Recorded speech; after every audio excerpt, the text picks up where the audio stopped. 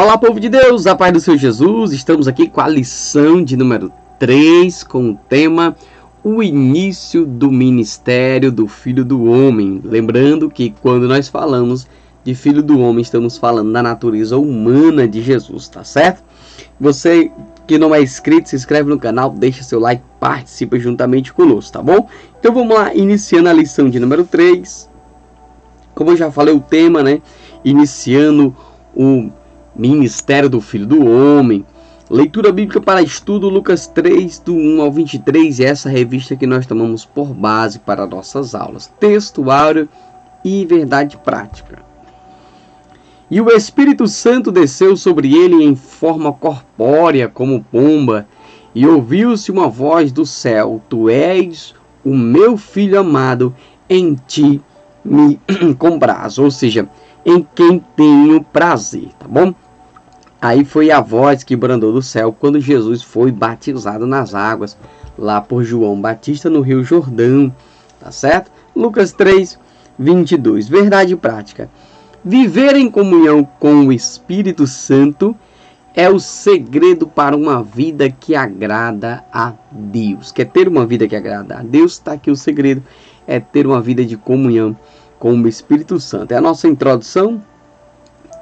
O terceiro evangelho forma coro com os demais, ao afirmar a relevância da pregação de João Batista para o ministério de Jesus. Ou seja, eles se unificam aí e fortalecem o embasamento. Para Lucas, o fato inaugural das boas novas do reino é o surgimento do preparador do caminho do Senhor, em cumprimento à profecia de Isaías. Aí nós vemos Lucas 3, 4 e 5, Isaías 40, do 3 ao 5. Esse preparador do caminho, nós sabemos aí que é João Batista, tá bom? João Batista foi, portanto, o último dos profetas e, simultaneamente, um cumprimento de profecias do Antigo Testamento. O último profeta a ser levantado foi João Batista, tá certo? Para anunciar a vinda do seu Jesus.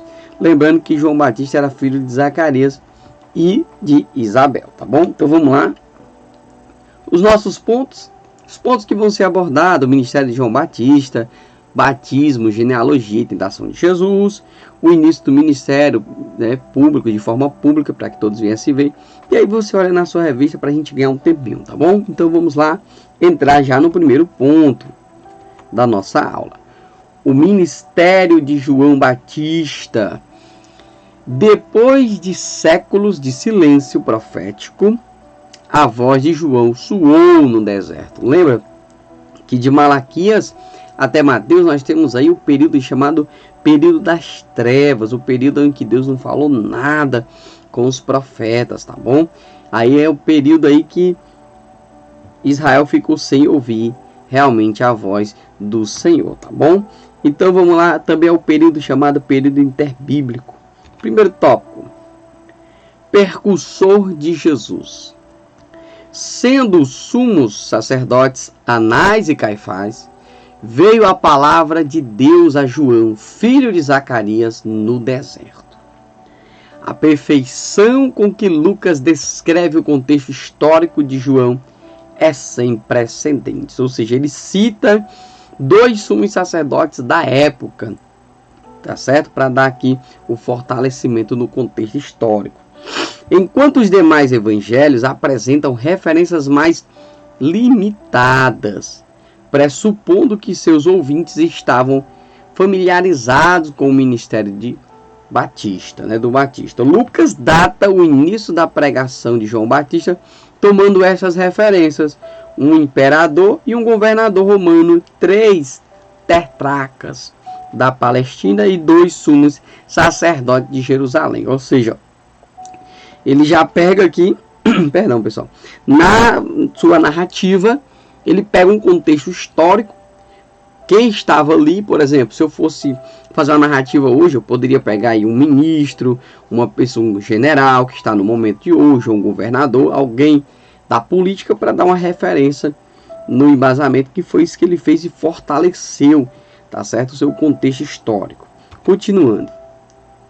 Nos outros evangelhos, Jesus ganha destaque central nas introduções, mas Lucas guarda um espaço especial para apresentar detalhes acerca de João Batista. Olha só, Lucas prepara aqui um espacinho especial para falar algo mais sobre João Batista, para dar ênfase sobre o seu ministério.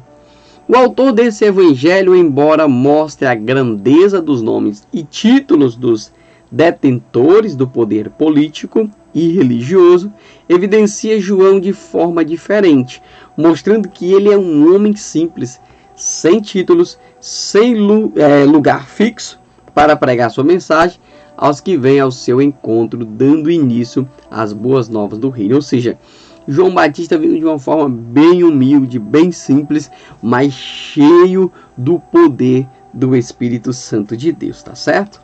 Então vamos lá, já era cheio desde o ventre, né? Já nasceu cheio do Espírito Santo, escolhido aí por Deus. Tópico de número 2, nós vamos ver a mensagem de João. Nós vimos anterior que João não tinha canto para pregar, João não tinha um púlpito, João não tinha um palanque, João não tinha um mega templo, ele pregava no deserto, né? E hoje as pessoas botam muita dificuldade para pregar, só quer se for igreja cheia, igreja lotada, igreja grande, etc, né? Pois frutos dignos de arrependimento, e não comeceis a dizer entre vós mesmos, temos por pai Abraão. Porque eu vos afirmo que destas pedras Deus pode suscitar filhos a Abraão. Ou seja, produz, pois, frutos dignos que mostrem o arrependimento de vocês. Não fique aí dizendo que vocês têm fé porque vocês acreditam que Abraão é o pai da fé. Não é assim, tá bom? Como preparador do caminho do Senhor, a mensagem de João possui um norte tão claro e conciso que pode ser resumida nesta palavra: arrependimento, ou metanoia, que é mudança de mente, mudança de direção, tá bom? Continuando, trata-se na língua original de um termo de sentido como posto, cujo significado é mudar a mente ou a trajetória ou a rota, né? Ou seja, não se refere a um movimento meramente emocional, mas de um real convencimento do intelecto diante da iminente manifestação do reino de Deus, que resulta em mudanças de hábitos e atitudes. Ou seja, o arrependimento que as pessoas acham é voltar atrás. Não, não é voltar atrás, tá certo? Não é voltar para o erro, é mudar de direção. Se você está caminhando pelo caminho errado, você muda a rota, você muda a direção, tá certo? E isso é uma mudança também de mente, como o apóstolo Paulo vai dizer, que nós temos que ter aí uma renovação do entendimento. João centra sua mensagem no arrependimento. Foi o que recebeu de Deus para pregar. É a única maneira de recebermos a Cristo. Sem arrependimento não há salvação. Ele não inventou nada, apenas foi fiel ao seu chamado. Pessoal, sem arrependimento não tem como ter perdão de pecados. E se não tem perdão de pecados, não tem salvação. Tá certo? Porque eu só posso pedir perdão quando eu me arrependo, quando eu reconheço isso. Aí eu sou perdoado. E aí Cristo vem com a sua graça, derrama sobre nós e faz a grande obra. Tópico de número 3. Os resultados de sua pregação. A pregação de João resultou em quê? Vamos ver agora. Então as multidões o interrogavam, dizendo: que havemos, pois, de fazer? O terceiro evangelho dá testemunho claro dos efetivos resultados do ministério de João Batista. Lucas relata que em meio a uma audiência diversificada, as multidões, os publicanos, os soldados, recebem o impacto da mensagem do reino e reagem com a mesma pergunta: que havemos de fazer? Olha como é que era a mensagem de João Batista. Ele não inventou nada, ele sustentou ali o que ele precisava pregar. E aí todos os publicanos, soldados, as multidões vieram ao seu encontro e perguntaram: o que nós havemos de fazer? Então vamos lá. Em todos os casos apresentados por Lucas, a pergunta feita tinha o seguinte sentido: O que farei após escutar esta mensagem de agora? Após a mensagem, o que eu devo fazer? Esta era uma reação comum ao anúncio de João. Fica demonstrado, portanto, a universalidade deste reino glorioso, pois, desde o início, sua mensagem tem poder, sobre indivíduos de toda tribo, língua e nação. Louvado seja ele, o Rei, por isso. Pessoal, é o seguinte, qual seria esse efeito? A mensagem de João, ela tinha uma universalidade, que era o quê? Era só anunciar o reino do Senhor. Arrependei-vos, porque é chegado o reino do céu. Quem vos ensinou a fugir da ira vindoura? Essa era a mensagem de João. João pregava a vinda do Salvador. E essa deve ser a mensagem de todos nós. Pregar a vinda do Senhor, que está cada vez mais próximo. Jesus virá para buscar a sua igreja. Ponto 2. Batismo, genealogia e tentação de Jesus. Olha só. O Filho amado, revelado no batismo, tem sua filiação rastreada até Adão, filho de Deus. E por fim, é testado no deserto pelo diabo. Olha só, pessoal. Nós vemos aqui o batismo de Jesus, sua genealogia sendo contada até Adão, e o momento aqui em que ele é levado pelo Espírito Santo ao deserto para ser tentado pelo diabo, tá bom? Então vamos lá. O batismo do Filho do Homem. E aconteceu que, ao ser todo o povo o batizado, né, também foi Jesus. Estava lá a fila, o pessoal foram batizados, em seguida veio Jesus. E estando ele a orar, o céu se abriu. O batismo no Jordão marca o início do ministério de Jesus. É uma confissão pública ali, né? No Evangelho, porém, Lucas narra a sujeição de Jesus ao batismo com todos os demais que eram ouvintes de João Batista. O que levanta uma questão importante. Como o Filho de Deus encarnado se submeteria ao batismo de João? Quando nós falamos do Filho do Homem, nós estamos falando dessa natureza humana. Jesus veio sob a lei, veio para cumprir a lei. Tá certo? E Jesus veio tendo essa referência. João Batista era profeta, o pessoal sim acreditava que João Batista era profeta. E quando Jesus vai ser batizado, tem um encontro com João, João disse assim, olha, eu careço de ser batizado por ti, tu vens a mim? E aí Jesus disse assim, ó, deixa porque convém me cumprir toda a justiça, ou seja, a justiça cumprida em Cristo iniciando o seu ministério. Tá certo?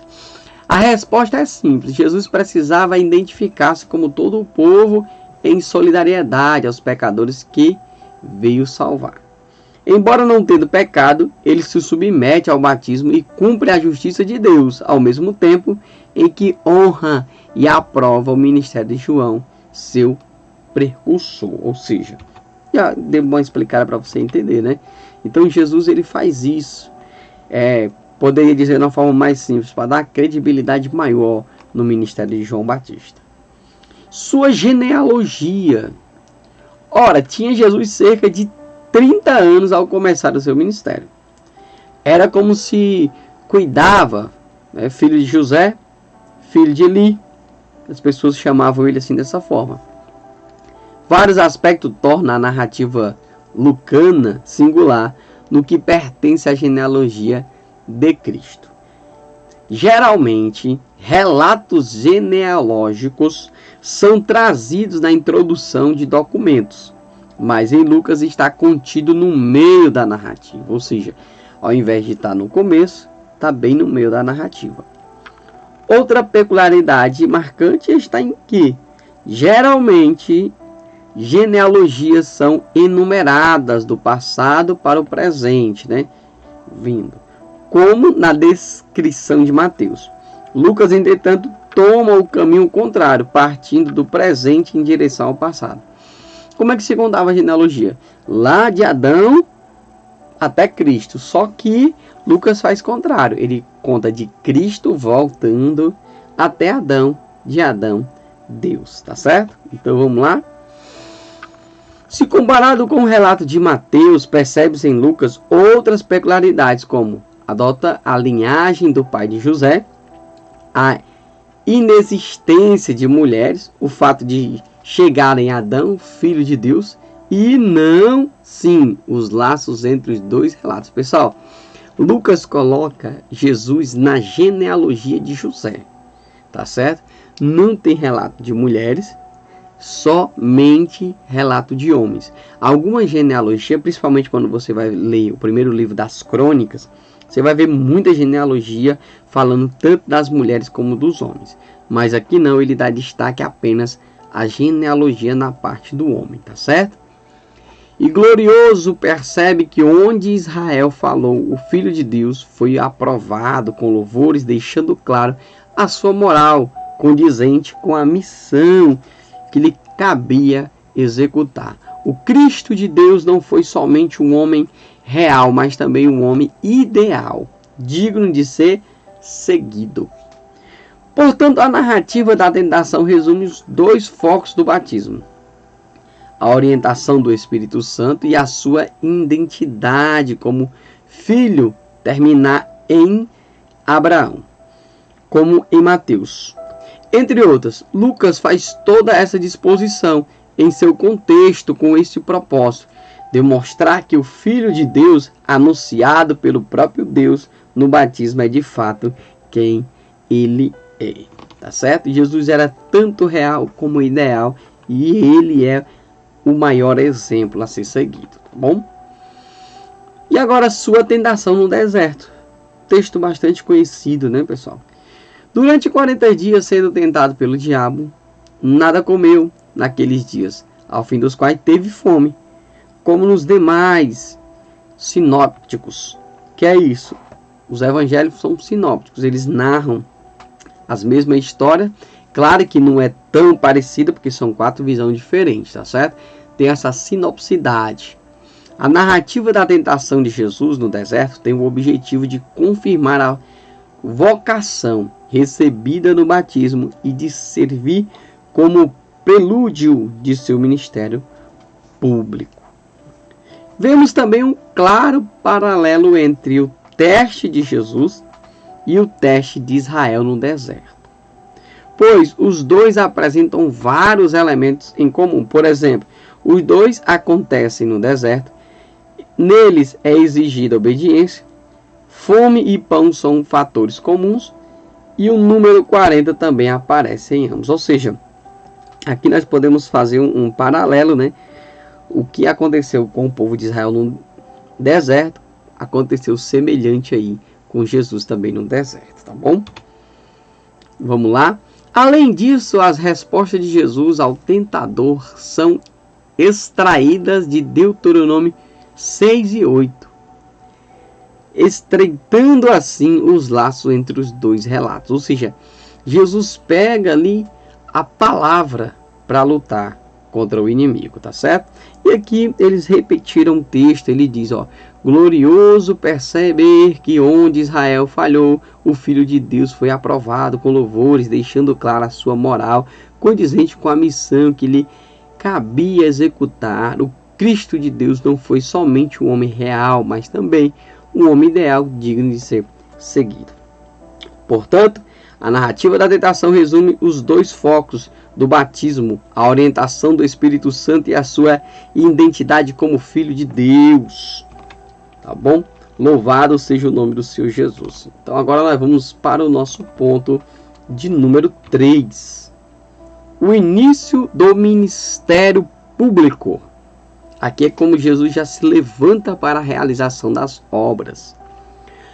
O Espírito Santo tem importância cabal em Lucas.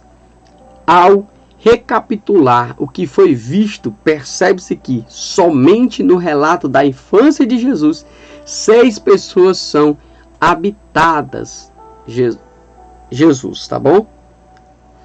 Isabel, Zacarias e Simeão. Já em idade adulta, a infância do Espírito continua sendo descrita. Na unção batismal e a conduzi-lo à tentação no deserto. Agora, como veremos, esse mesmo Espírito conduz a Galileia, de modo que os feitos de Jesus correm por todas as terras ao redor. Ou seja, o Espírito Santo sendo confirmado no ministério de Jesus, ou o Espírito Santo confirmando, né, o ministério aí de Jesus, tá bom? Ponto 1. Leitura inaugural na sinagoga em Nazaré. Capítulo 4, do 14 ao 30 de Lucas, né? Então passou Jesus a dizer-lhes: hoje se cumpriu a escritura que acabeis de ouvir. É notório que o ministério de Jesus não se inicia nesse relato, tá bom? Além disso, uma análise das passagens correlatas nos sinópticos, como eu já falei, né? Os 4 evangelhos são sinópticos, demonstra que Lucas provavelmente antecipou cronologicamente esses episódios, pois ele fornece uma síntese de abertura ideal da mensagem de Jesus. Pessoal, o que acontece, tá? Vou mostrar rapidinho para vocês aqui. Eu tenho uma Bíblia chamada Bíblia Cronológica, tá? Essa Bíblia aqui, a capa dela aqui, ó, tá certo? Muito boa. É uma Bíblia que não dá para levar para a igreja, porque se você não consegue abrir ela nos livros, ela tá na ordem cronológica. Então os textos aqui de Lucas tá dentro da ordem cronológica. Foi o que ele fez, ele antecipou nessa Bíblia normal que nós temos. Então pode acontecer que alguns relatos estejam antes ou depois, tá certo? Mas na Bíblia cronológica ela vai seguir bem direitinho essa ordem. Se você puder adquirir, tá, eu lhe aconselho, é uma Bíblia muito boa. Continuando. Tudo gira em torno da declaração lida na ocasião: o Espírito do Senhor está sobre mim, pelo que me ungiu.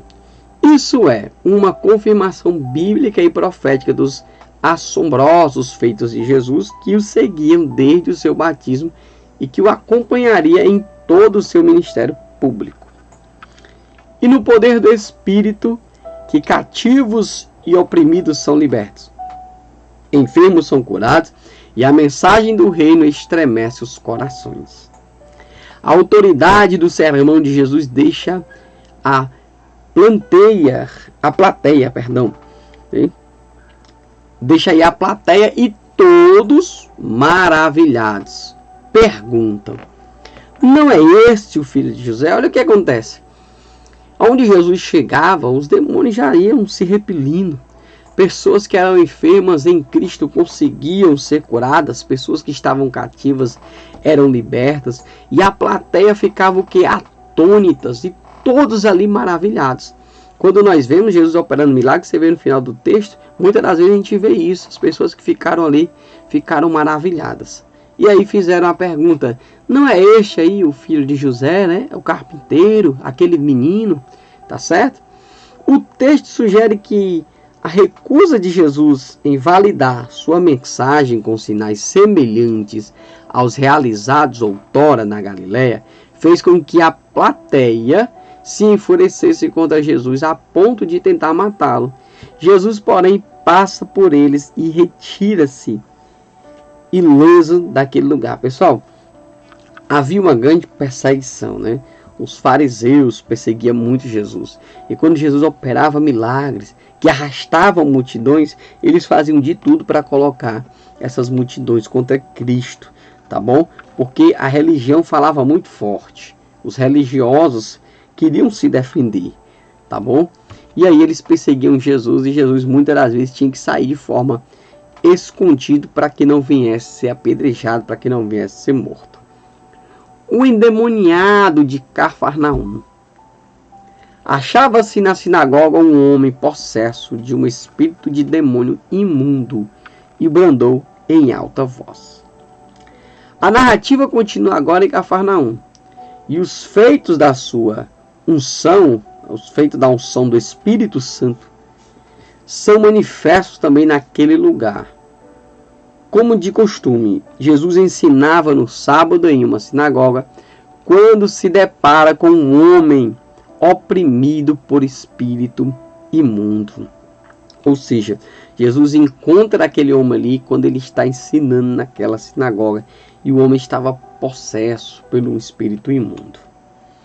Jesus repreende o demônio, que por sua vez sai imediatamente sem fazer mal ao homem em questão. Ou seja, a pessoa aqui já foi liberta desse espírito maligno. A cidade que já se maravilhara com o ensino do Cristo, agora louva por sua autoridade sobre os espíritos imundos. Por quê? Porque isso aqui não era visto, não tinha isso aqui. Então, quando Jesus chega para repreender, eles agora entendem a autoridade que há no nome de Jesus. Porque os fariseus, os saduceus, os escribas, eles não conseguiam fazer isso aqui. Tá certo?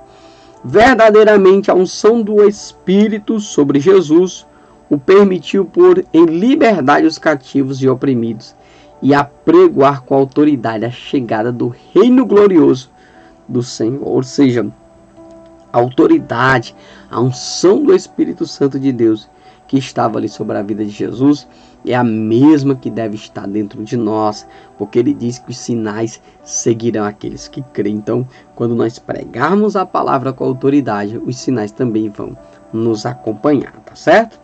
E agora nós vamos para o tópico de número 3. A sogra de Pedro e outras curas. Olha só. Ao pôr do sol, todos que tinham enfermos de diferentes moléstias lhe traziam e ele os curava, impondo as mãos sobre cada um. Ou seja, todo tipo de enfermidade que as pessoas poderiam ter ali, quem vinha até Jesus, Jesus ia lá e curava. Então era algo totalmente diferente, pessoal. Todo tipo mesmo de doença.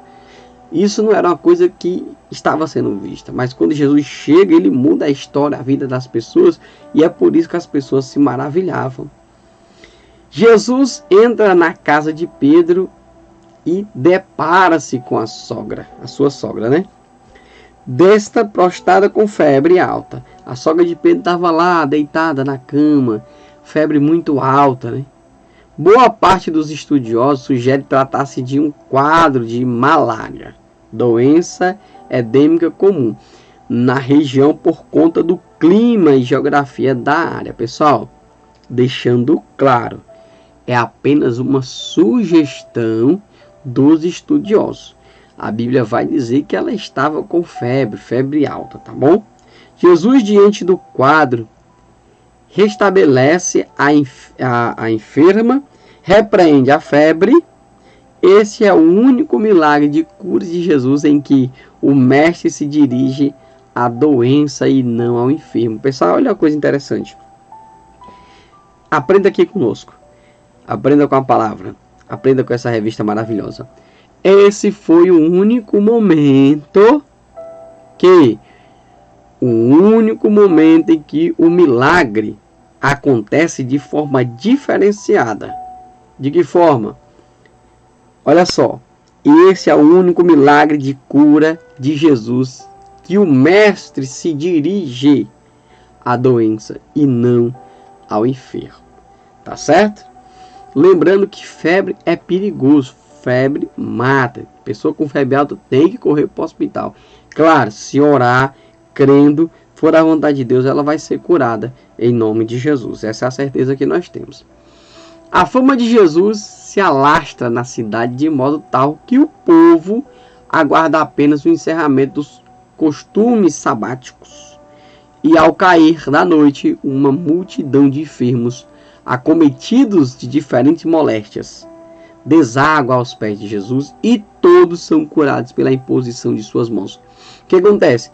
Eles estavam só esperando passar o período sabático aí, porque no sábado não podiam, né, fazer nada, por conta que tinha que guardar o sábado, e quando passou aí os costumes sabáticos, o povo meteu o pé na carreira, correram para Jesus para receber a cura, para receber o milagre, tá bom?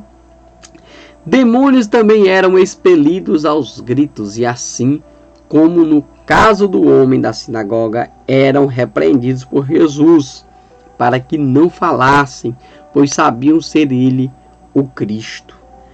Não é o testemunho de demônios que deve convencer os homens da missão de Jesus, mas sim os feitos do Espírito Santo, que unge o seu batismo e afirma inequivocadamente que ele é o Filho amado em quem está o prazer do Senhor. Ou seja, uma coisa interessante, os demônios estavam aos gritos, Jesus repreende para que eles se calem, tá certo?